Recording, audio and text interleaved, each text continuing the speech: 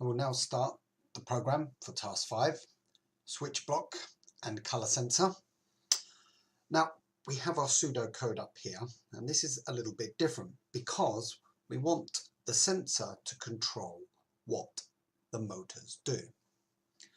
So quick overview here. We're going to start with a loop block, and everything else that is here will go inside the loop block, and we want that to be set to unlimited. We're going to use the switch block, and the switch block has a sensor control, and we are going to use the color sensor to detect the dohyo, and we're going to set it to reflected light. There are more than one way to do this, but today we're going to concentrate on reflected light. And what the sensor is going to do is going to ask the question, is it white? And if the sensor says it is white, true, then the robot will stop.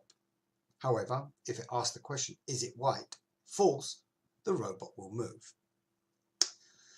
What I'm going to do now, I'm going to pull these pseudocode blocks up out the way so I can start bringing up the programming blocks. I'm just going to put them over here for now, and I'll drop them in as we go.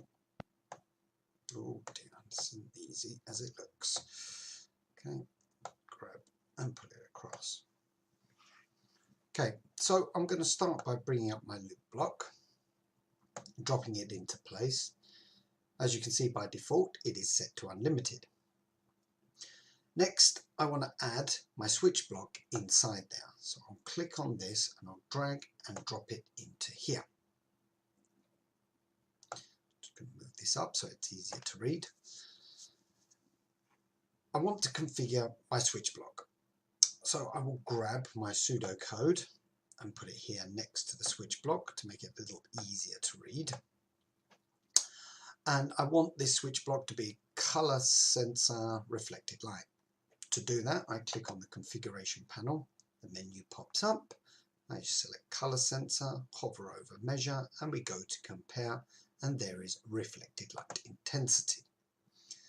Okay, we have two ways we configure this. We have the options here, which are equal to, not equal to, greater than, equal to, less than, or less than and equal to.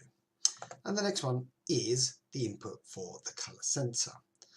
This will be very important depending which area you're doing it in. This number will be different, so please make sure you get this reading from the sensor input before you start programming.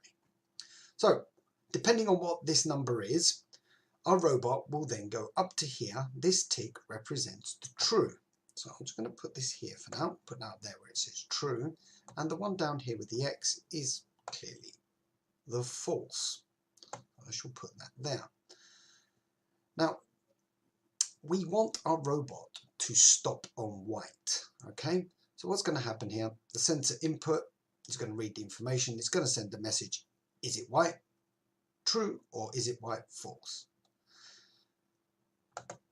We'll go on, get our move steering block. I'm going to drop that here into true. Now, when the answer is true, we want our robot to stop.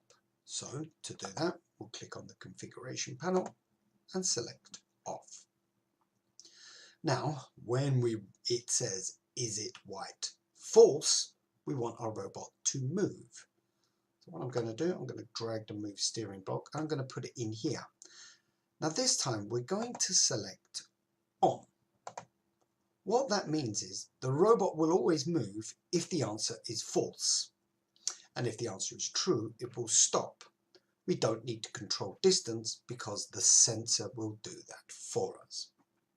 Okay, so let's do a quick reset, recap should I say. Loop is set to unlimited here.